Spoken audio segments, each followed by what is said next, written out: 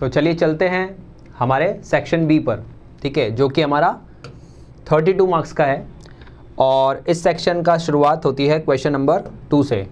तो देखते हैं क्वेश्चन नंबर 2 में क्या हमें मिल रहा है। क्वेश्चन नंबर 2 में उसने हमको एक केस दिया है जहां पर price of air conditioners and refrigerator have shot up in new year as the consumer durable marks makers passes on the impact of rising raw material cost. तो मेन जो पॉइंट नज़र आ रहा है वो क्या है कि एयर कंडीशनर और जो रेफ्रिजरेटर हैं उनके प्राइजेस हाई हो रहे हैं। रीज़न क्योंकि रॉ मटेरियल की कॉस्ट बढ़ती जा रही है, ठीक है, और फ्रेट चार्जेस बढ़ रहे हैं। तो ट्रांसपोर्टेशन और रॉ मटेरियल दोनों महंगे हो गए हैं, इसलिए शूटअप हो गया है आपका नए साल में कंज्यूमर ड्यूरेबल्स का प्राइस, और ये वो कंज्यूमर से चार्ज कर रहे हैं, ठीक है। तो वाइल ये तो हो ही गया है कि एयर कंडीशनर रेफ्रिजरेटर महंगे हुए हैं, जो होम अप्लाइंसेज हैं जिसमें वॉशिंग मशीन है उनका भी ये देखने को मिल रहा है कि 5 to 10% का हाइक उनमें भी आने वाला है नेक्स्ट मंथ में। ऐसा एक आर्टिकल इकोनॉमिक्स टाइम में आया, ठीक है, दिस इज एन आर्टिकल। तो इसको देखते हुए हमें बिहेवियर देखना है, explain the behaviour of supply. तो इस सिचुएशन में सप्लाई का बिहेवियर कैसा होगा ऑन कंज्यूमर ड्यूरेबल्स। तो इसका मतलब हमें यहाँ पे क्या करना है, we have to mention a supply curve कि वो इसमें कैसे डिपिक्ट करेगा अपने आप को। तो यहाँ पर हमारी जो पोजीशन है, तो आपको देखकर ये लग रहा है कि जब आपके कॉस्ट हाई होती है तो लॉजिक लगाइए, जब कॉस्ट हाई होगी तो आपको क्या करना पड़ेगा, क्योंकि आपके प्राइजेस आपको राइज करने हैं, तो आपका जो सप्लायर है, जो प्रोड्यूसर है, वो अपनी सप्लाई को पहले से कम करेगा, ठीक है। तो यहाँ पर अगर हम इसको ग्राफिकल डिनोशन में समझें तो आप देख सकते हैं कि ये हमारा एक सप्लाई कर्व है, लेकिन जैसे ही प्राइस में राइज हो रहा है, कॉस्ट में राइज हो रहा है, तो अब पहले से सप्लाई करने का जो अट्रैक्शन था वो कम होगा और सप्लाई कर्व जो है हमारा वो लेफ्टवर्ड शिफ्ट हो जाएगा। तो हमने यही पढ़ा है कि लेफ्टवर्ड शिफ्ट होना इज डिक्रीज इन सप्लाई। अगर ये इस साइड पे आता तो यहां पर हमारा राइटवर्ड शिफ्ट होता, और राइटवर्ड शिफ्ट होता तो इंक्रीज आता। अब यहां पर थोड़ा सा इसको अलग तरह से डिपिक्ट किया गया है। यहां पर आप देख रहे हैं कि जो सप्लाई कर्व है, अगर मैं उसका ये वाला पोर्शन और आगे की तरफ लेकर के बढ़ा दूं तो हमको यहां से क्या देखने को मिल रहा है कि सेम प्राइस, अगर मैं चाहता हूं, क्योंकि मेरे रॉ मटेरियल की कॉस्ट बढ़ गई है और मैं ये चाह रहा हूं कि मुझे अभी भी मेरे प्राइस सेम ही रखने हैं, तो मुझे मेरी सप्लाई गिरानी पड़ेगी, और जो मेरा इक्विलिब्रियम पॉइंट पहले था क्यू क्वांटिटी पर, अब वो सप्लाई कर्व के लेफ्टवर्ड शिफ्ट होने से अगर मैं सेम प्राइस लेके चलूं तो वो यहां पर नया हमारा पॉइंट आएगा, दैट इज माय Q1, ठीक है। तो मेरी सप्लाई बहुत गिर जाएगी क्योंकि मुझे उतना प्राइस अब नहीं मिल रहा है, तो ये इंडस्ट्री या ये प्रोडक्ट अब मेरे लिए उतना अट्रैक्टिव नहीं रहा एज ए सप्लायर कि मैं इसको ज़्यादा सप्लाई करूं। तो अगर मैं चाहता हूं कि मेरा ये सेम क्वांटिटी जो कि मैं पहले बेच रहा था मार्केट में उतना ही मैं बेचता रहूं, तो फिर मुझे इस सेम लेवल पे अपने प्राइस को थोड़ा सा ऊपर ले जाना पड़ेगा, और यहां पर हमारा एक नया प्राइस सेट होगा, क्योंकि तभी मेरे लिए इस प्रोडक्ट को बनाना और सप्लाई करना अट्रैक्टिव होगा, ठीक है।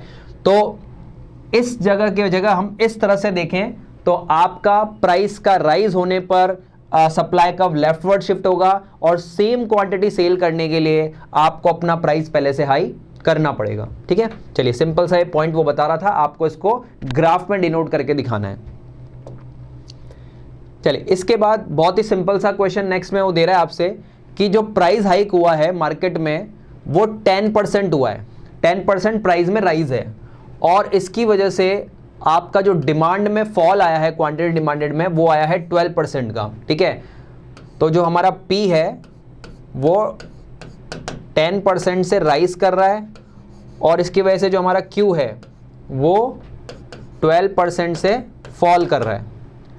तो सिंपली यानी कि हमको नज़र आ रहा है कि यहाँ पर जो इलास्टिसिटी वाला कोई कॉन्सेप्ट है वो हमें यहाँ पे दिख रहा है, और the price elasticity of demand mention the degree of price elasticity of demand. तो हमें क्या क्या निकालना है, दो चीज़ें यहाँ पे हमको आइडेंटिफाई करनी है कि इसकी प्राइस इलास्टिसिटी निकालनी है, और प्राइस इलास्टिसिटी किस डिग्री की है वो भी हमें बताना है, ठीक है। तो प्राइस इलास्टिसिटी निकालने के लिए, क्योंकि दोनों डेटा हमारे पास गिवन है, तो हमारा सिंपल फॉर्मूला जो हम यूज करते हैं delta Q upon delta P, यानी कि चेंज इन डिमांड और चेंज इन प्राइस। तो उसने हमें सीधा जो चेंज इन प्राइस है वो दिया हुआ है और चेंज इन डिमांड दिया हुआ है, तो चलिए इसको डिनोट कर लेते हैं। तो change in quantity demanded divide by change in price, यही हमारा इलास्टिसिटी का फॉर्मूला है। तो 12 डिमांड में चेंज 12% था और प्राइस में चेंज 10% था, तो दोनों से हमारी जो इलास्टिसिटी है वो निकल के आई 1.2। तो पहला आंसर हमने निकाल लिया कि आपको इसकी इलास्टिसिटी कैलकुलेट करनी है विच इज 1.2, और अब हमें इसकी डिग्री आइडेंटिफाई करनी है।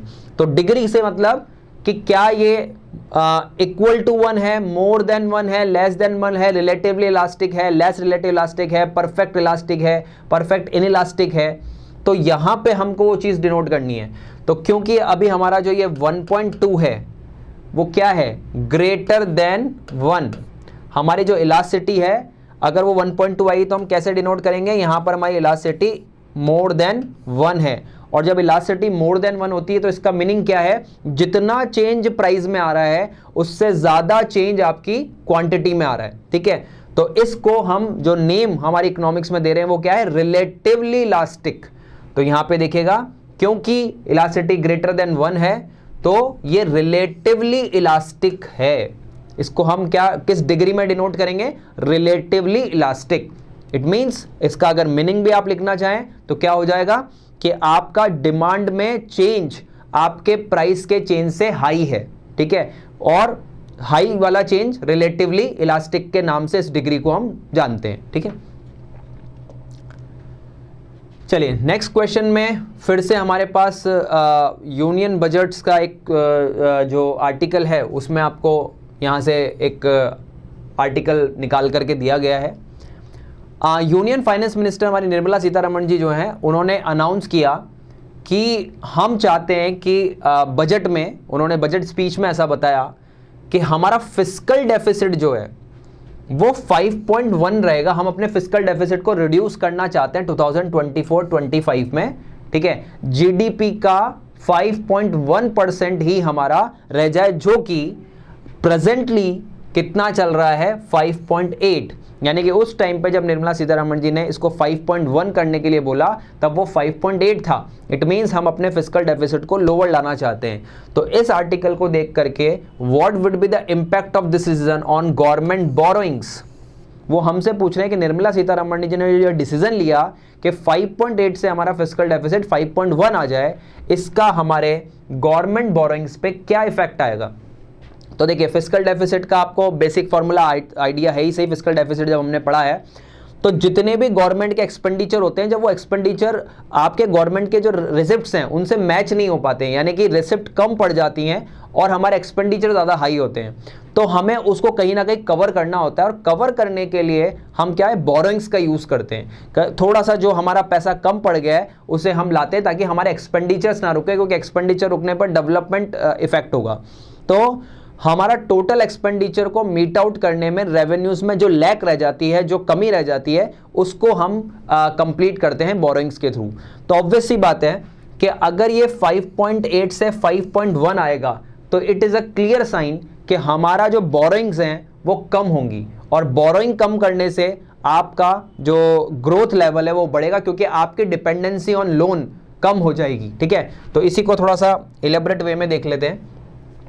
The decision to reduce the fiscal deficit will lead to decrease in government borrowing। तो पहला आंसर तो हमें यही मिल गया कि आपकी गवर्नमेंट बोरोइंग्स डिक्रीज होंगी। और उसको अगर हम फॉर्मूले से समझने की कोशिश करें तो फिस्कल डेफिसिट का फॉर्मूला हमारे पास क्या है, टोटल एक्सपेंडिचर ऑफ गवर्नमेंट में से हमने क्या कर दिया, माइनस कर दिया जितनी भी रेवेन्यू रिसिप्ट गवर्नमेंट्स को आई, जितने भी गवर्नमेंट ने अपने लोन जहां भी दे रखे थे उन्हें रिकवर किया, और जो भी अदर रिसिप्ट्स गवर्नमेंट को हमारे इसमें मिलती हैं रिसिप्ट्स में, वो सब जितनी भी रिसिप्ट गवर्नमेंट के पास आई हैं, लोन आए हैं, रेवेन्यू रिसिप्ट आई हैं, वो सब माइनस करने के बाद टोटल एक्सपेंडिचर में जो रह जाता है it is equal to borrowing and other liabilities of government. Government वो पूरा करती है बोरोइंग से। तो सीधा सीधा मतलब आपके दिमाग में डिनोशन हो जाना चाहिए कि फिस्कल वर्ड जो है वो बोरोइंग से कनेक्टेड है। फिस्कल डेफिसिट ज्यादा है इट मींस बोरोइंग ज्यादा है। फिस्कल डेफिसिट को अगर हम कम कर रहे हैं तो अल्टीमेटली हमारी बोरोइंग्स कम होंगी। ठीक है, तो यहां से हमको बोरोइंग को रिड्यूस करने का पावर मिल गया। Therefore reduction of fiscal deficit will lead to reduction of borrowing. ठीक है, तो ये भी इसका आंसर हो जाएगा। नेक्स्ट क्वेश्चन में वो पूछ रहा है, it is believe that increase in public expenditure leads to inflation. Normally हम इकोनॉमी के अंदर ऐसा बोलते हैं कि जब जब गवर्नमेंट अपना पब्लिक एक्सपेंडिचर बढ़ाती है तो क्योंकि मार्केट में पैसा आता है तो उसकी वजह से इन्फ्लेशंस बढ़ते हैं, क्योंकि मार्केट में जितना जितना ज़्यादा इनकम और पैसा घूमेगा, लोगों के हाथ में आएगा, वो उतना ही ज़्यादा स्पेंड करेंगे, डिमांड बढ़ेगी और इन्फ्लेशन जो है वो राइज करेंगे। लेकिन क्या कभी ऐसा हो सकता है कि अंडर द व्हाट सर्कमस्टेंसेस में a government considered it's prudent, मतलब गवर्नमेंट को ये लॉजिकल लगे टू इंक्रीज पब्लिक एक्सपेंडिचर, के वो पब्लिक एक्सपेंडिचर बढ़ा रही हैं इन्फ्लेशन को कंट्रोल करने के लिए। नॉर्मली हम क्या पढ़ रहे हैं कि पब्लिक एक्सपेंडिचर बढ़ने पर इन्फ्लेशन बढ़ेंगे, लेकिन क्या कभी ऐसा भी हो सकता है कि गवर्नमेंट पब्लिक एक्सपेंडिचर्स को बढ़ाए, लेकिन किस पर्पज से? आपकी कंट्री के इन्फ्लेशन को लोअर लाने के पर्पज से।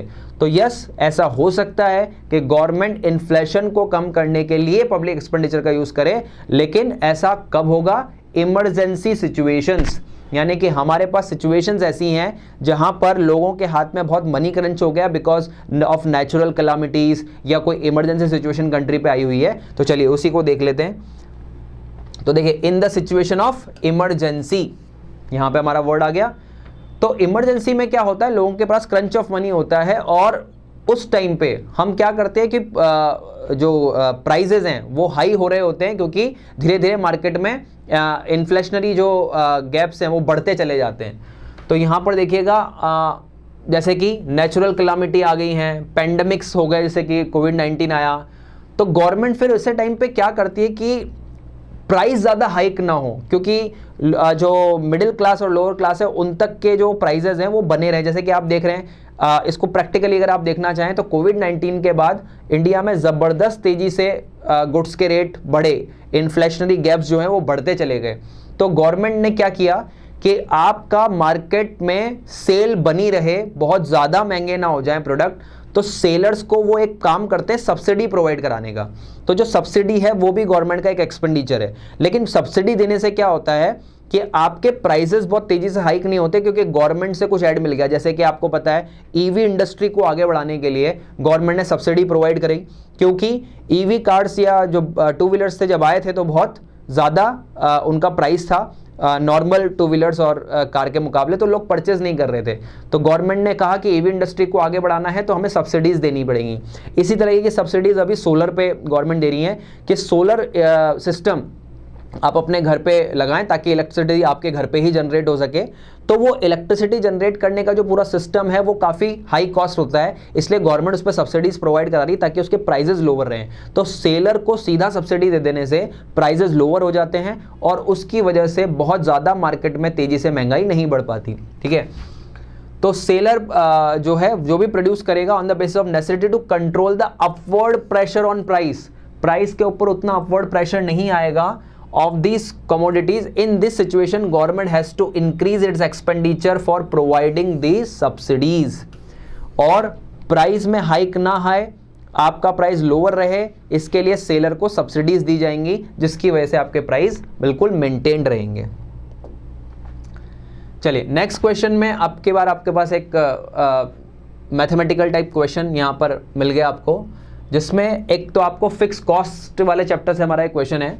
तो आपको फिक्स कॉस्ट मिल गई, यानी कि हमारे पास आ गया टीएफसी हमें गिवन है, और वो हमसे बोल रहे हैं कि एक टेबल गिवन है जिसमें आपको एमसी और आउटपुट गिवन है और आपको इससे टीवीसी और टीसी निकालना है। ठीक है, तो चलिए हम इसी को टेबल को यहाँ पर लगा लेते हैं। हमें गिवन था एमसी और आउटपुट। ठीक है, ऊपर मैं यहाँ लिख देता हूँ, हमें एक्स्ट्रा में गिवन था टीएफसी 30। अब हमारे पास सिंपल पॉइंट है, हमें अपने फॉर्मूलाज लगाने हैं, थोड़ा सा लॉजिक लगाना है और ये क्वेश्चन क्लियर करना है। सबसे पहले हम निकाल रहे हैं टीवीसी जो है वो होता है चेंज इन कॉस्ट। तो चेंज इन वेरिएबल कॉस्ट, तो आप लॉजिक लगाएं, क्योंकि फिक्स कॉस्ट में तो कोई चेंज होता नहीं है। तो जो टीसी है उसके अंदर जो पोर्शन मार्जिनल कॉस्ट का होता है, यानी कि एमसी का चेंज किसकी वजह से आ रहा है? मार्जिनल कॉस्ट की वजह से। तो टीवीसी में जो भी चेंज आएगा वो बिकॉज ऑफ दिस कॉस्ट आएगा, क्योंकि टीएफसी में तो चेंज आना नहीं है। ठीक है, क्योंकि अगर हम यहाँ पर देखें तो हमारा फॉर्मूला है टीसी का टीवीसी प्लस टीएफसी। ठीक है, अब टीएफसी तो हमेशा वही रहना है, तो टीसी का जो टीवीसी वाला पोर्शन है सिर्फ चेंज वही होता है, और चेंज आता किसकी वजह से है? मार्जिनल कॉस्ट की वजह से। तो क्या अगर हम टीवीसी का फॉर्मूला निकालें तो यहां पर आप देखिएगा क्या टीवीसी हो सकता है is equal to summation of MC, क्योंकि हमें सीधा एमसी गिवन है, हमें उसका समेशन करना है और टीवीसी निकल जाएगा, क्योंकि टीवीसी चेंज दिखाता है टोटल और मार्जिनल पर यूनिट के हिसाब से चेंज दिखा रहा है। ठीक है, तो देखिए पहली यूनिट में 0, यहां भी 0 आ गया, फिर जैसे ही फर्स्ट यूनिट में कितना चेंज आया 10, तो यहां पर भी कितना हो गया 10, सेकेंड यूनिट में 10 से 10 के बाद 15 एक्स्ट्रा, नेक्स्ट यूनिट पर 15 का चेंज आया, तो टोटल चेंज कितना आया 25, तो समेशन कर दिया हमने। फिर इस 25 के बाद 3 में 25 का चेंज आया, तो फिर यहां पर हो गया ये 50, यानी कि इनको ऐड किया तो हमारा टीवीसी निकल के आ गया। ठीक है, और जब हमारे पास टीवीसी आ गया तो अब हमें टीसी निकालना है, तो टीसी का फॉर्मूला हमारे पास है ही सही कि हमारा टीवीसी प्लस टीएफसी, और टीएफसी हमारा फिक्स है 30, तो हम हर एक में 30 को ऐड करेंगे और हमारा टीसी भी आ जाएगा। ठीक है, तो यहाँ पर 0 था टीवीसी और टीएफसी 30 था, तो 30 रह गया, 10 प्लस 30 40, 25 प्लस 30 55, 55 प्लस 30 80, तो ये हमारे फॉर्मूले से हमने निकाल लिया है। ठीक है, चलिए इसके बाद ये कह रहा है कि कोई भी 2 डिफरेंसेस आप प्रोवाइड कराइए रिटर्न टू फैक्टर और रिटर्न टू स्केल के अंदर। अब नाम से ही हमें क्लियर हो रहा है ये कहां से हमारा क्वेश्चन आ रहा है, हमारे प्रोडक्शन वाले चैप्टर से, जहां पर हम लॉ ऑफ वेरिएबल प्रोपोर्शन और law of return to scale, जिसका लॉ ऑफ वेरिएबल प्रोपोर्शन का दूसरा नाम हम यहाँ पे ले रहे हैं रिटर्न टू फैक्टर। ठीक है, तो बेसिकली इसमें 2 डिफरेंस हमको निकाल के देने हैं, तो चलिए देख लेते हैं। पहला जो हमारा रिटर्न टू फैक्टर है वो वाले में जो लॉ है वो किस पर बेस्ड है? It means and indicate change in the level of output. हम यहां पर लेवल आउटपुट में change in any one factor, तो हमें पता है क्योंकि ये लॉ, पहले हम इसका थोड़ा सा लास्ट वाला पोर्शन पढ़ लेते हैं। देखिए यहां पर रिटर्न टू फैक्टर जो है वो शॉर्ट रन में अप्लाई होता है और return to scale long run में। ये सबसे बेसिक और सबसे बढ़िया डिफरेंस है कि लॉन्ग रन में अगर मुझे मेरे प्रोडक्शन को देखना है तो मैं रिटर्न टू स्केल लगाऊंगा और शॉर्ट रन में रिटर्न टू फैक्टर। अब अगर शॉर्ट रन में रिटर्न टू फैक्टर लगेगा तो इसी से कनेक्टेड ये पॉइंट है, क्योंकि शॉर्ट रन में हम सारे फैक्टर्स को चेंज नहीं कर सकते, तो कुछ फैक्टर कांस्टेंट रहेंगे, कुछ फैक्टर चेंज होंगे, जैसे कि लेबर। हम बिल्डिंग नहीं बना सकते, लेकिन शॉर्ट रन में फटाफट से लेबर को चेंज करके अपने प्रोडक्शन को इंक्रीज कर सकते हैं। तो ये क्या कह रहा है, आउटपुट में लेवल में चेंज आएगा due to one factor keeping other factor constant. तो यानी कि इसमें अदर फैक्टर कांस्टेंट रहते हैं और एक फैक्टर में चेंज होता है, लेकिन यहां पर हमारे पास return to scale long time है, तो लॉन्ग टाइम होने की वजह से यहां पर हम सारे फैक्टर्स के अंदर चेंजेस कर सकते हैं। तो यहां पर it means indicates the change in the level of output due to the change in all the factor of production, सारे फैक्टर चेंज हो जाएंगे। ठीक है, फिर वेरिएबिलिटी। अब यहां पर आप थोड़ा लॉजिकली देखिएगा, हियर फैक्टर प्रोपोर्शन के और एल जो है वो चेंज हो जाता है। यहाँ पर के डिनोट हो रहा है हमारा कैपिटल के लिए, एल डिनोट हो रहा है हमारा लेबर के लिए। ठीक है, तो जो कैपिटल और लेबर का रेशियो होता है ना, उसके अंदर यहाँ पर रिटर्न टू इसके फैक्टर के अंदर चेंजेस आ जाएंगे। क्यों आएंगे? क्योंकि कैपिटल जो है उसको इतना इजीली चेंज नहीं कर सकता, लेबर को हम फटाफट चेंज कर सकते हैं। जैसे कि हमारे पास कैपिटल में मान लीजिए मैं रेशियो बना रहा हूँ, यहाँ पे 5 मशीन्स हैं और 10 लेबर हैं। ठीक है, तो अब मैं लेबर को तो फटाफट चेंज कर दूंगा, तो वो 5 से 15, लेकिन मशीन 5 ही रहेंगी, क्योंकि मशीन्स के अंदर इतना जल्दी शॉर्ट रन में चेंज करना पॉसिबल नहीं है।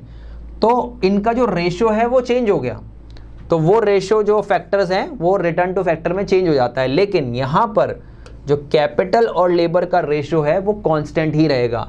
इट मीन्स अगर मैं 5 मशीन और 10 लेबर से काम कर रहा हूँ, तो यहाँ पर 10 मशीन्स और 20 लेबर ये होंगी, पर रेशो सेम रहा, क्योंकि हमने क्या कहा, वहाँ पर लेबर में भी चेंज आएगा और मशीन्स में भी चेंज आएगा। ठीक है, तो ये एक अच्छा पॉइंट था इसमें समझने वाला। उसके बाद टाइप ऑफ रिटर्न, रिटर्न कितने नाम, मतलब जो रिटर्न्स आते हैं वो कितने लेवल पे आते हैं। तो पहला यहाँ पे आता है इंक्रीजिंग रिटर्न, फिर कांस्टेंट रिटर्न, फिर डिमिनिशिंग रिटर्न, 3 लेवल हैं। लेकिन यहीं पर ये जो नाम है वो increasing scale, like increasing return, constant return और डिक्रीजिंग रिटर्न। तो यहाँ जिसको हम डिमिनिशिंग रिटर्न बोल देते हैं वो यहाँ पर डिक्रीजिंग रिटर्न टू स्केल हो जाता है, ठीक है। तो नाम में भी डिफरेंस है और लास्ट तो वर्ड आ ही रहा है कि ये शॉर्ट रन है और ये लॉन्ग रन है, ठीक है। तो इस तरह से कोई भी 2 डिफरेंस आप इसमें लिख सकते हैं। चलिए नेक्स्ट क्वेश्चन में, draw well labelled diagram to show AFC and AC curve. तो बहुत सिंपल सा क्वेश्चन है, यहाँ पे हमको AFC का डायग्राम बना के देना है और AC का डायग्राम बना के देना है। तो चलिए ये है भैया हमारा AFC का diagram which is downward sloping, ठीक है। मेनली आपको इसमें देखना है कि डाउनवर्ड स्लोपिंग हो और इसका जो शेप है वो आपको रेक्टेंगुलर हाइपरबोला बनाना है, ठीक है। ये जो शेप है आपको ऐसा या इस तरह से नहीं, रेक्टेंगुलर हाइपरबोला बनाना है। रीजन, क्योंकि रेक्टेंगुलर हाइपरबोला कब बनता है, जब आपका जो चेंज हो ना वो कांस्टेंट रहता है, क्योंकि हमारा TFC तो कांस्टेंट है, दोनों यूनिट में चेंज नहीं आ रहा है। जैसे कि हमारा AFC का फॉर्मूला है, तो AFC का फॉर्मूला क्या होगा, TFC डिवाइड बाय Q। तो जैसे जैसे हमारा TFC तो वही रहना है, चेंज नीचे आएगा। तो एक पैरामीटर कांस्टेंट चल रहा है इसलिए रेक्टेंगुलर हाइपरबोला बन रहा है। और एक बहुत इंपॉर्टेंट चीज़, AFC गिरता ही जाएगा, यूनिट बढ़ने के साथ गिरता ही जाएगा, गिरता ही जाएगा, लेकिन it never touches the axis. चाहे इतना सा ही गैप रहेगा लेकिन रहेगा। क्यों? क्योंकि AFC कभी भी 0 नहीं हो सकता। पॉइंट्स में आंसर आ सकता है बट वो कभी 0 नहीं हो सकता, इसलिए क्योंकि ये टच नहीं करता, इसलिए इसको एक नाम और देते हैं, इट्स एसिम्प्टोटिक, ठीक है। एसिम्प्टोटिक का मतलब ही यही है कि जो डिक्रीज तो करे लेकिन किसी एक्सिस को कभी टच ना करे, ठीक है। तो ऐसा हमारा AFC कर्व होगा। इसके बाद हमारा AC जो कर्व है वो हमें बड़ा जाना पहचाना हमारा कर्व जो हम हर जगह बनाते हैं, यू शेप्ड, ठीक है। और यू शेप होने का रीजन वही हमारा इंक्रीजिंग रिटर्न, मतलब शुरुआत में जब हम लेबर को बढ़ाते हैं प्रोडक्शन पर तो तेजी से प्रोडक्शन बढ़ता है, तो इंक्रीजिंग रिटर्न आते हैं तो कॉस्ट गिरती है। फिर उसके बाद कहीं ना कहीं एक लेवल पे आने के बाद कांस्टेंट रिटर्न के बाद आपका डिमिनिशिंग रिटर्न आना चालू होते हैं, और जहां डिमिनिशिंग रिटर्न होंगे वहां पर हमारा जो कॉस्ट है वो राइज करना शुरू कर देगा। तो पहले कॉस्ट गिरती है, अपने मिनिमम पे पहुंचती है और फिर राइज करना शुरू कर देती है। That's why AC is U shaped, ठीक है। चलिए नेक्स्ट में फिर से आपको एक टेबल दिया हुआ है, study the data given below and identify the law followed in the production of A and B। मतलब ये जो टेबल हैं 1 और 2, इनमें कौन सा प्रोडक्शन फॉलो हुआ है या कौन सा प्रोडक्शन का लॉ फॉलो हुआ है वो हमें पता करना है, ठीक है। तो आपको जैसा अभी सेम मैं अभी एग्जांपल आपको देके आया हूँ वैसा ही सेम क्वेश्चन यहाँ पर है। तो आपको टेबल में आइडिया लग रहा है कि इस टेबल में आप देख रहे हैं कि मशीन्स जो हैं वो उनमें आगे कोई चेंज नहीं आ रहा है, सिर्फ चेंज आ रहा है लेबर में, और लेबर में चेंज की वजह से प्रोडक्शन में चेंज आ रहा है। तो ऐसा कब होता है? हमने अभी पढ़ा कि जब शॉर्ट रन में लॉ ऑफ वेरिएबल प्रोपोर्शन काम करता है तो वहां पर कैपिटल में no change but only change labour में, तो क्या हो गया, जो रेशो है वो बदल रहा है, ठीक है। तो इसका मतलब टेबल 1 जो है वो कौन से लॉ को डिनोट कर रही है, लॉ ऑफ वेरिएबल प्रोपोर्शन को। लेकिन टेबल 2 में आप देखेंगे तो यहां पर 5 और 10 का रेशो था मशीन और लेबर का। तो रेशो कितना था हमारा 1:2 का, और जैसे ही हमने प्रोडक्शन बढ़ाया तो हमने ये मशीन्स को भी 10 कर दिया, 20 कर दिया यहाँ पर लेबर को, पर रेशो सेम ही रहा। और फिर और आगे बढ़े तो मशीन्स में भी चेंज आ गया 15 और इधर 30। इट मीन्स मशीन भी चेंज हो रही हैं और लेबर में भी चेंज आ रहा है। तो हमारा कैपिटल और लेबर दोनों चेंज हो रहा है, और ऐसा कहाँ पर होगा, हमारा जो रिटर्न टू स्केल जो लॉन्ग रन का लॉ है उसमें होगा, ठीक है। तो चलिए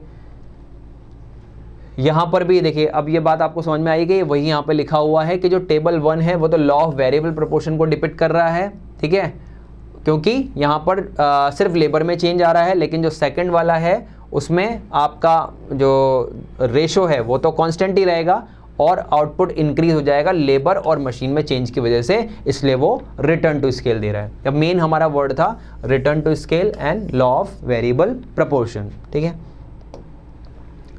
चलिए फिर उसके बाद, a perfectly competitive firm always enjoy normal profit in the long run irrespective of the situation it faces in the short run. Discuss the statement in the brief. ये कह रहा है परफेक्टली, जो हमारे ये मार्केट वाला क्वेश्चन है, perfect competition market है, उसमें हमने पढ़ा है कि ऑलवेज जो वो नॉर्मल प्रॉफिट ही कमाएगा लॉन्ग रन में। हमने पढ़ा शॉर्ट रन में तो सुपर नॉर्मल प्रॉफिट भी आ सकते हैं, लॉसेस भी आ सकते हैं, बट लॉन्ग रन में ऑलवेज नॉर्मल प्रॉफिट ही आएंगे, ठीक है, चाहे शॉर्ट रन में कोई भी सिचुएशन रही हो। ऐसा क्यों हो रहा है कि परफेक्ट कंपटीशन में आपका नॉर्मल प्रॉफिट पे ही हम आ पा रहे हैं? तो इसका बेसिक रीज़न हम जब चैप्टर में पढ़ते हैं तो हमें क्या मिलता है, फ्री एंट्री एंड एग्जिट। एक कैरेक्टर है हमारे परफेक्ट कंपटीशन मार्केट का, इसमें कोई भी कभी भी एंट्री ले सकता है और एग्जिट कर सकता है। तो लॉजिक लगाइए, जब शॉर्ट रन में, यहाँ पे हम देख भी लेते हैं, जब शॉर्ट रन में अगर कंपनियों जो वहाँ पर परफेक्ट कंपटीशन मार्केट में है वो प्रॉफिट अर्न कर रही है, सुपर नॉर्मल प्रॉफिट, यानी कि बहुत ज़्यादा प्रॉफिट अर्न कर रही है, तो इंडस्ट्री क्या हो जाएगी, अट्रैक्टिव बन जाएगी कि वाह यार इस इंडस्ट्री में कितना प्रॉफिट है, तो नई फर्म्स फटाफट से एंटर करेंगी और जितना ज़्यादा एंट्री आएगी उतनी ज़्यादा सप्लाई बढ़ेगी, कंपटीशन बढ़ेगा, तो अपने आप जो वो सुपर नॉर्मल प्रॉफिट है सबको अपने प्राइस कट करके नीचे लाने पड़ेंगे और फटाफट से थोड़े टाइम में ही आप देखेंगे कि वो सुपर नॉर्मल प्रॉफिट से सारी फर्म्स नॉर्मल प्रॉफिट ही कमा रही हैं। उल्टा चलते हैं, अब धीरे धीरे अगर वो प्राइजेज और कम होते गए तो कुछ फर्म्स के लिए वो अट्रैक्टिव नहीं रहेगी वो इंडस्ट्री और वो उस इंडस्ट्री को लेफ्ट करके चले जाएंगे क्योंकि फ्री एग्जिट है। तो जैसे ही वो जाएंगे सप्लाई वापस से कम होगी, कम होते ही जो बची हुई फर्म्स हैं वो अपने प्राइस राइज करेंगी, राइज करने के बाद फिर से वो वहाँ पहुँच जाएंगी जहाँ पर उनका नॉर्मल प्रॉफिट उनको मिल रहा है। तो लॉस के सिचुएशन से भी हम नॉर्मल प्रॉफिट की तरफ आते हैं, सुपर नॉर्मल प्रॉफिट से भी नॉर्मल की तरफ आते हैं, इसलिए लॉन्ग रन में हमें नॉर्मल प्रॉफिट ही मिलेगा। इसी को यहाँ पे समझाया हुआ है कि जब हम सुपर नॉर्मल प्रॉफिट एंजॉय करते हैं तो firm will enter in the industry, वो आ गया वर्ड, इन लॉन्ग रन में धीरे धीरे इंडस्ट्रीज आने लग जाएंगी और जो मार्केट की सप्लाई है वो बढ़ जाएगी, फॉल इन प्राइस हो जाएगा और सारा काम इक्वल टू एसी यानी कि एवरेज कॉस्ट के बराबर सब पैसा कमाना शुरू कर देंगे, ठीक है। और यही से अगर लॉस आ रहा है शॉर्ट रन में तो कुछ इंडस्ट्रीज एग्जिट कर जाएंगी, फिर which will cause a decrease in the supply और इससे प्राइस राइज हो जाएगा और फिर से वो एसी के बराबर हो जाएगा, ठीक है। तो बहुत बेसिक सा हमारा इसका आंसर है कि आपको कहीं ना कहीं सुपर नॉर्मल से भी नॉर्मल पे आना है, लॉस से भी नॉर्मल पे। चलिए नेक्स्ट क्वेश्चन की तरफ बढ़ते हैं। अब एक कार कंपनी है W, उन्होंने अपने एडवर्टाइजमेंट मार्केटिंग के लिए एक इंटरनेशनल क्रिकेट प्लेयर को हायर किया है, ठीक है। इंडिया में अपनी कार को एंडोर्स करने के लिए एक इंटरनेशनल प्लेयर को हायर किया है। तो जैसे ही ये न्यूज़ आती है, जो दो अदर कार कंपनीज हैं Y और R, उन्होंने भी अपने दो फेमस बॉलीवुड स्टार्स को हायर कर लिया इसी सेम पर्पस के लिए कि अगर उस कंपनी में एक बड़े सेलिब्रिटी आई है तो हम भी सेलिब्रिटी के साथ ही अपनी कार्स को एंडोर्स करेंगे, ठीक है। तो वो आपसे पूछ रहा है कि कौन से मार्केट का ये एक एग्जाम्पल है कि ये फीचर कौन से मार्केट में देखने को मिलता है। जितने भी हमारे मार्केट हैं, monopoly, oligopoly, monopolistic, perfect competition, उनमें से ये फीचर किस में देखने को मिलता है। तो जैसा आप पढ़ के आए हैं कि जो हमारा ओलिगोपोली मार्केट है वहाँ पर बहुत ज़्यादा जो है डिपेंडेंसी होती है ऑन कंपटीशन, क्योंकि बहुत फ्यू फॉर्म्स होती हैं तो एक दूसरे को देखकर ही सारी चीज़ें जो है सेटल की जाती हैं। आप कोई भी डिसीजन लेंगे तो आप पहले अपनी फॉर्म को देखेंगे कि उन्होंने क्या प्राइस सेट किया है, वो कौन सी स्ट्रेटेजी से जा रहे हैं, आप भी उसी स्ट्रेटेजी को फॉलो करना पसंद करेंगे, ठीक है। तो देखिए, जैसे ही इस कंपनी ने एक प्लेयर को हायर किया कि भाई वो बड़ी सेलिब्रिटी को ला रहे हैं तो हम भी किसी बड़ी सेलिब्रिटी को क्यों ना ले आएँ, तो ऐसा किस मार्केट में देखने को मिल रहा है, ओलिगोपोली मार्केट में, ठीक है। तो चलिए इसका आंसर, तो क्योंकि सेल्स प्रमोशन का ये मैटर है, इंटेंस कंपटीशन है मार्केट में भाई, क्योंकि बहुत ही कम फर्म्स हैं, तो ये ओलिगोपोली मार्केट के अंदर आता है। Every firm under this market enjoy large share है सबके पास, स्मॉल नंबर ऑफ फर्म्स हैं। Every firm action affect the rival firm, क्योंकि एक छोटा सा भी एक्शन राइवल फर्म्स को अफेक्ट कर सकता है। So while taking decision, a firm has to take account the impact and the reaction of its rivals. हमेशा अपने राइवल्स का डिसीजन में वो इम्पैक्शन देखेंगे and this phenomena has been reflected in this example. ठीक है, तो ये ओलिगोपोली का एग्जाम्पल हो जाता है। चलिए इसके बाद a firm under the perfect competition is the price taker but the industry is the price maker, defend और रिफ्यूज दिस स्टेटमेंट। ठीक है, ये कह रहा है कि परफेक्ट कंपटीशन मार्केट में जो इंडस्ट्री होती है वो तो प्राइस मेकर होती है और फर्म इज प्राइस टेकर। तो ये बेसिक पॉइंट हम अपने परफेक्ट कंपटीशन के फीचर्स में पढ़ के आए हैं, तो बिल्कुल ये एकदम सही पॉइंट है, हम इसे डिफेंड करेंगे और इसका रीज़न देंगे। ठीक है, तो यहाँ पे देखिए हम पहले इसको डिफेंड करने के लिए एक छोटे से तरह से एक एग्जांपल से, मतलब एक पैराग्राफ को चार्ट में लेकर के समझ लेते हैं, क्योंकि आपको पता है कि परफेक्ट कंपटीशन में मैनी सेलर्स हैं। ठीक है, तो उन मैनी सेलर्स का जो इन्फ्लुएंस होता है मार्केट पे बहुत कम होता है, क्योंकि बहुत मिनिमल पार्ट है वो मार्केट का। तो मार्केट जो प्राइस सेट कर देता है सबको वही देना पड़ता है। जैसे कि आप जो नियरेस्ट एग्जांपल हम लें तो वो हमारे पास आता है फ्रूट एंड वेजिटेबल मार्केट। तो सब्जी मंडी में अगर एक बार एक भाव सेट हो गया किसी चीज़ का, एक प्राइस सेट हो गया, तो सबको वही प्राइस लेके चलना पड़ता है। अगर वो उससे ऊपर नीचे करेंगे तो उनके फ्रूट एंड वेजिटेबल नहीं बिकेंगे। ठीक है, तो यहाँ पर हम क्या कह सकते हैं कि इंडस्ट्री इज प्राइस मेकर। तो इंडस्ट्री का जो प्राइसिंग इक्विलिब्रियम पॉइंट है वो तो डिमांड और सप्लाई से बनेगा। ठीक है, इस तरह से मान लीजिए इंडस्ट्री ने अपना प्राइस सेट कर दिया कि साहब ये चीज़ इतने पे बिकेगी। अब फर्म को क्या करना है, फर्म इंडस्ट्री का एक छोटा सा पार्ट है, तो वो अपना खुद का प्राइस सेट नहीं करेगा, वो इसी प्राइस को ले लेगा। ठीक है, तो प्राइस मुझे इंडस्ट्री ने दिया, आज मैंने सेमी प्राइस लिया, कल नेक्स्ट डे मुझे इंडस्ट्री जो प्राइस देगी फिर मैं वही प्राइस ले लूँगा। ठीक है, तो price of commodities determine the interaction of market demand and market supply, वो हमने देख ही लिया। तो यहाँ पर सप्लाई और डिमांड के इंटरेक्शन से प्राइस सेट हो गया। Under this industry can influence the price but no individual firm, वो इन्फ्लुएंस नहीं कर सकते फॉर इट्स इनसिग्निफिकेंट, मार्केट बहुत छोटा शेयर है। It is only to accept the market determined by price and can sell any amount of commodity. Commodity आप बेचिए, लेकिन इस प्राइस पर आप क्यू क्वांटिटी बेचो, आप Q1 बेचो, आप Q2 बेचो, ये आपकी मर्जी है, लेकिन प्राइस ये रहेगा। सो फर्म जो है वो प्राइस टेकर बन जाती है, इसलिए हम इस स्टेटमेंट को डिफेंड करते हैं। ठीक है, चलिए उसके बाद ये कह रहा है normal profit of a firm imply that the firm is breaking even. ये कह रहा है कि क्या अगर कोई फर्म नॉर्मल प्रॉफिट कमा रही है तो क्या वो अपने ब्रेक इवन पॉइंट पे है, तो हम इसको बिल्कुल जस्टिफाई करते हैं, यस ऐसा ही होता है, क्योंकि ब्रेक इवन पॉइंट का मतलब है नो लॉस नो प्रॉफिट, और जो नॉर्मल प्रॉफिट है उसका भी मतलब होता है जब अपनी कॉस्ट को ही कवर करें, आपका TR आपके TC के बराबर हो जाए तो वो नॉर्मल प्रॉफिट कहलाता है। ठीक है, तो देखिए normal profit is the minimum profit. अब नॉर्मल प्रॉफिट में सिर्फ एक मिनिमम प्रॉफिट्स होता है जो आपको उस इंडस्ट्री में रखने के लिए चाहिए ही चाहिए, मतलब आपका इतना मिलेगा तो आप उस पर्टिकुलर बिजनेस में फर्म में रहोगे। ठीक है, which is required by the organiser to continue the production, तो वो प्रोडक्शन को कंटिन्यू रख पाए उसके लिए उसको कम से कम जो मिनिमम प्रॉफिट चाहिए वो नॉर्मल प्रॉफिट है।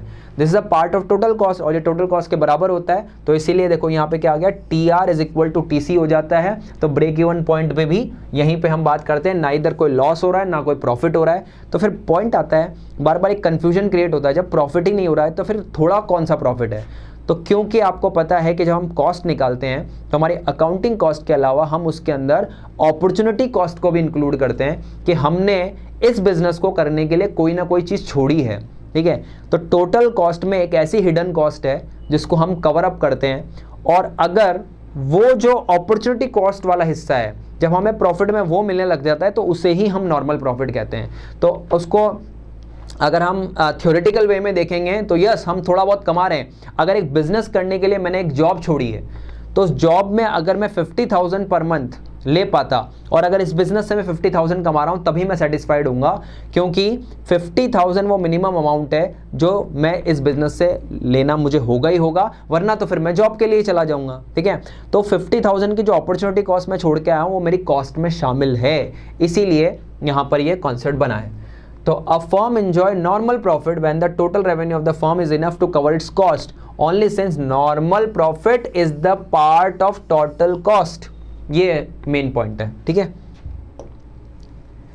चलिए, उसके बाद इंडिया ने क्या है कि 1993 के बाद फ्लोटिंग एक्सचेंज रेट सिस्टम अपना लिया। तो जैसे हमारा manage floating system, fixed exchange rate system, अलग अलग सिस्टम थे हमारे फॉरेन एक्सचेंज के चैप्टर के अंदर।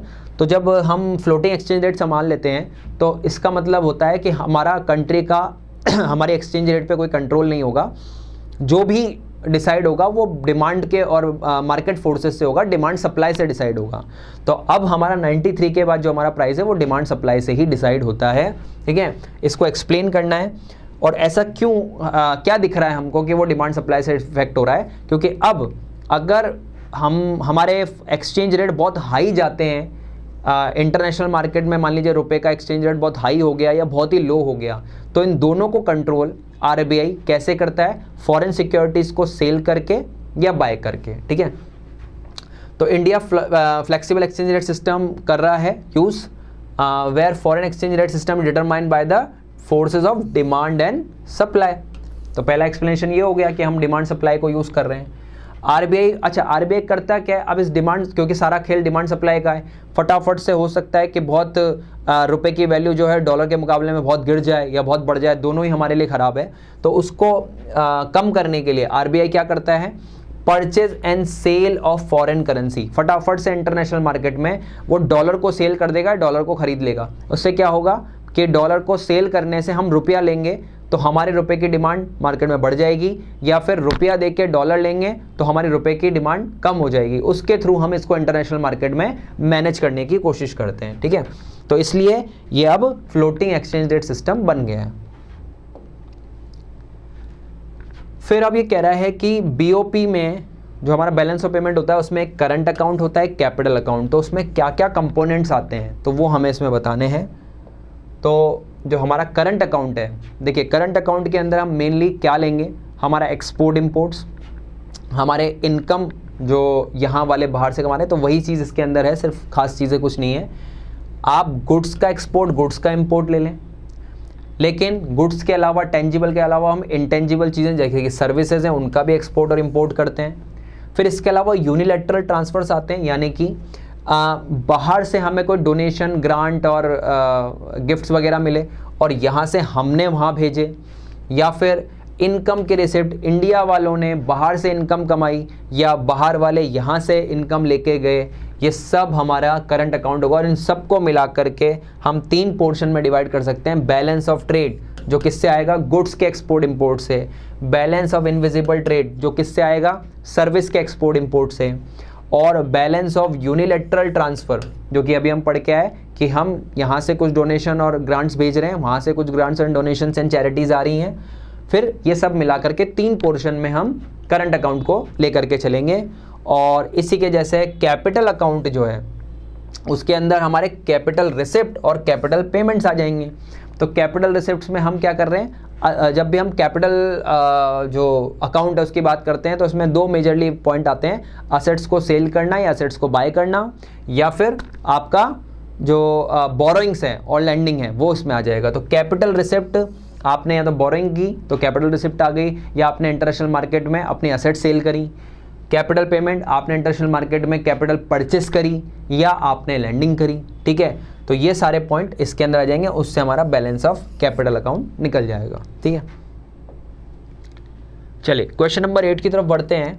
With the help of a reason explain why the following are included in the calculation of national income. ये कह रहा है कि रीजन के साथ जस्टिफाई करके बताइए कि आपका नेशनल इनकम में ये 2 चीज़ें क्यों आती हैं। तो good supplied free of cost by the government, government बिना पैसों लिए जो मार्केट में मेडिसिन्स और फ्री गुड्स लोगों को बांटती है, क्या वो हमारे जो नेशनल इनकम है उसके कैलकुलेशन में आएगा? तो बिल्कुल ये आता है। ये कब आएगा? जब हम एक्सपेंडिचर मेथड के थ्रू नेशनल इनकम कैलकुलेट करेंगे।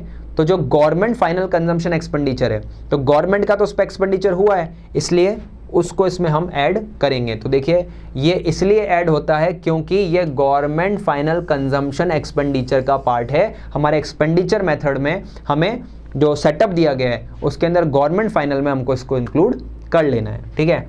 दूसरा सेकंड क्वेश्चन हमारे पास था own account production. Own account production किसे कहते हैं? जब हम खुद के कंजम्पशन के लिए कोई चीज़ प्रोड्यूस करते हैं, जैसे कि सबसे अच्छा एग्जांपल हमारे फार्मर्स, जब वो खेत में कुछ अनाज करते हैं, कुछ ग्रेन्स करते हैं, तो मार्केट में बेचने से पहले वो खुद के ही घर में कुछ रख लेते हैं, ठीक है, ताकि उन्हें मार्केट से ना लाना पड़े। तो ये क्या क्रिएट हो रही है, इम्प्यूटेड वैल्यू, यानी कि आपने मार्केट में सेल करके तो नहीं लिया, लेकिन आपने वैल्यू तो ऐड की थी, क्योंकि अगर आपके पास नहीं होता तो आपको मार्केट से खरीदना पड़ता, ठीक है। इसीलिए जो हमारा वैल्यू एडेड मेथड है उसके अंदर हम इस ओन अकाउंट प्रोडक्शन को इंक्लूड करते हैं, ठीक है। तो because it constitute a portion of current production of the economy, ठीक है, आपने अपने ओन अकाउंट के लिए उसको रख लिया, आपने अपने सेल्फ कंजम्पशन के लिए रख लिया, लेकिन करंट प्रोडक्शन में तो एक एडिशन आपने किया ही था, ठीक है। तो इसलिए ये पॉइंट भी इसमें आएगा। चलिए उसके बाद outline in 2 precaution that should be taken in estimation of national income by expenditure method. अगर आप एक्सपेंडिचर मेथड से नेशनल इनकम निकाल रहे हैं तो किन किन बातों का ध्यान आपको रखना होगा, ठीक है। तो चलिए, अगर आप एक्सपेंडिचर मेथड से चल रहे हैं तो इंटरमीडिएट गुड्स पे होने वाले एक्सपेंडिचर इसमें नहीं आएंगे, क्योंकि हम फाइनल गुड्स के जो एक्सपेंडिचर उसको लेते हैं, क्योंकि अभी इंटरमीडिएट से वो फाइनल में कन्वर्ट होगा। अगर हमने इंटरमीडिएट भी जोड़ लिया और फाइनल भी जोड़ लिया तो डबल कैलकुलेशन हो जाएगा। सेकंड हैंड गुड्स का जो एक्सपेंडिचर है वो हम इंक्लूड नहीं करते हैं, क्योंकि सेकंड हैंड गुड्स जब फर्स्ट टाइम बिके थे तो उनका एक्सपेंडिचर उसमें इंक्लूड हो गया था, ठीक है। फाइनेंशियल एसेट्स में जो एक्सपेंडिचर गया वो नहीं लेते, because financial assets are not expenditure, they are investment. हम फाइनेंशियल एक्सपेंडिचर जो एसेट्स खरीद रहे हैं वो एक्सपेंडिचर का पार्ट है ही नहीं, ठीक है। और गवर्नमेंट के जो एक्सपेंडिचर किए गए ट्रांसफर पेमेंट पर, ठीक है, तो ट्रांसफर पेमेंट हम इसमें नहीं लेते, क्योंकि वो हमारे प्रोडक्शन में कोई एडिशन नहीं करता। तो ये 2-4 चीज़ों का हमें ध्यान रखना है कि एक्सपेंडिचर मेथड में ये पॉइंट्स इंक्लूड नहीं होंगे। चलिए उसके बाद नेक्स्ट में पूछ रहा है आपसे differentiate between personal income and private income, ठीक है। बहुत सिंपल सा क्वेश्चन है। पर्सनल इनकम और प्राइवेट इनकम अगर हमें पहले ही माइंड में आइडेंटिफाई हो जाए तो हम बड़े अच्छे से आंसर दे पाएंगे। सिंपल सा पॉइंट है, जो पर्सनल इनकम है वो सारे इंडिविजुअल, जैसे मैं और आप, हम सब जो लोग हैं, उनके इंडिविजुअल्स की जो इनकम है वो पर्सनल इनकम कहलाएगी। इसमें हम कॉर्पोरेट्स की इनकम को नहीं जोड़ेंगे। जो प्राइवेट कॉर्पोरेट्स हैं, बिजनेस हाउसेज हैं, उनकी इनकम नहीं आएगी। लेकिन जब हम प्राइवेट इनकम की बात करेंगे तो उसमें इंडिविजुअल की और जो प्राइवेट बिजनेस हाउसेज हैं उन सबकी इनकम उसके अंदर आ जाती है, ठीक है। तो देखिए यही इसका पॉइंट है। तो पर्सनल इनकम में देखिए क्या कह रहे हैं, it is the income which individually actually receive from all the source, जो उसको रिसीव हुई है किसको, इंडिविजुअल को, ठीक है। लेकिन इनकम जो अक्रू हुई है पूरे प्राइवेट सेक्टर को, सारे बिजनेस, प्राइवेट बिजनेसेस, सारे इंडिविजुअल लोग जो काम कर रहे हैं उन सबको जो इनकम आई है वो इसमें आ जाएगी। अच्छा, जब पर्सनल इनकम आपके पास आती है इंडिविजुअल के पास, तो उसमें से जो, जैसे कि एग्जांपल के लिए कंपनी सबसे पहले अपना डिविडेंड, जो भी पैसा आया उसमें से डिविडेंड हटाएगी, तो कंपनी ने अपनी सेविंग कर ली, ठीक है। उसके बाद जो गवर्नमेंट कंपनी को टैक्सेस वगैरह देने थे वो दे दिए, उसके बावजूद आपके पास जो पैसा आया है, हाँ आपको इसमें से अपना इनकम टैक्स देना है, लेकिन इसमें से कॉर्पोरेट टैक्सेस और कॉर्पोरेट सेविंग हट चुकी है। लेकिन क्योंकि यहाँ पर प्राइवेट इनकम है तो इसमें कॉर्पोरेट इनकम भी है, तो इसके अंदर कॉर्पोरेट सेविंग और कॉर्पोरेट टैक्स जो है वो इंक्लूडेड रहते हैं, ठीक है, क्योंकि ये बिजनेस की भी इनकम है। तो इतना सा छोटा डिफरेंस है कि यहाँ पर कॉर्पोरेट सेविंग्स और कॉर्पोरेट टैक्सेस नहीं आएंगे और यहाँ पर वो इंक्लूड रहेंगे, ठीक है। चलिए उसके बाद पॉइंट आता है, why are net export added in the total expenditure in measuring national income by expenditure method. अब ये पूछ रहा है कि आपका जो नेट एक्सपोर्ट आता है नेशनल इनकम में, वो हम क्यों ऐड करते हैं एक्सपेंडिचर मेथड में, total added in the total expenditure in measuring national income. ऐसा क्यों कि नेशनल इनकम को निकालते टाइम हम हमारा नेट एक्सपोर्ट जो है वो उसमें ऐड कर देते हैं, ठीक है। तो चलिए इसको देखते हैं। देखिए सिंपल सा एक फंडा समझिए, हमारी कंट्री का जीडीपी है, तो जितना भी हमने यहाँ से एक्सपोर्ट किया, तो लॉजिक लगाइए, वो गुड्स हमारे यहाँ बने थे, हमने उसे कंट्री के बाहर भेजा तो उससे हमें पैसा आया, तो ये तो हमारे जीडीपी का ही पार्ट था जो बाहर गया, ठीक है। तो क्या जितना भी एक्सपोर्ट हुआ है वो सब प्लस होना चाहिए, ठीक है। अच्छा, इसी जीडीपी में जितने भी इंपोर्ट हुए ठीक है, वो इंपोर्ट जो होके गुड्स इंडिया में आए हैं वो हमारे यहाँ नहीं बने, वो बाहर के हैं। तो इसलिए उनसे जितना भी चीज़ एंट्री ली, क्या वो हमारी जीडीपी का पार्ट नहीं होना चाहिए, तो उसे हम माइनस करेंगे। तो एक्सपोर्ट को प्लस करेंगे, इंपोर्ट को माइनस करेंगे। तो इसीलिए हमने क्या करा, एक्सपोर्ट माइनस इंपोर्ट करके नेट एक्सपोर्ट निकाल लिया। तो जो हमारा एक्सपोर्ट हमने मान लीजिए 20,000 करोड़ का हमने एक्सपोर्ट किया और 15,000 करोड़ का हमने इंपोर्ट किया, तो एक्चुअल में इतना पैसा हमने बाहर दे दिया, इतना पैसा हमने बाहर से कमाया।